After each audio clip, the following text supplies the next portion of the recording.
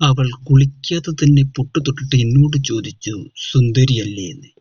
അന്നേരം തന്നെ അവൾ കോഴിക്കട്ടയുണ്ടാക്കാൻ പോയി.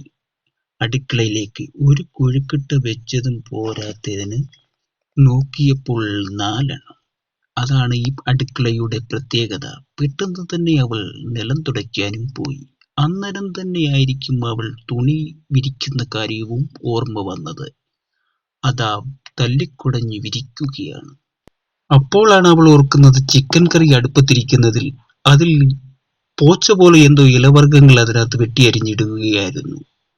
പെട്ടെന്ന് തന്നെ അവൾ അത് പ്ലേറ്റിലേക്ക് മാറ്റാൻ ഒട്ടും മറന്നില്ല. അതിന്റെ കൂടെ തന്നെ അതിന്റെ ചോറും കൂടെ തന്നെ വിളമ്പി. എന്തിനാണോ എന്തോ ചിക്കൻ മറച്ചു വെച്ചു, കുട്ടികൾ കാണാതിരിക്കാനായിരിക്കാം. പിന്നീടാണ് അവൾ ഓർക്കുന്നത് വിറകില്ലാതാണല്ലോ ചിക്കൻ കറി വെച്ചതെന്ന്.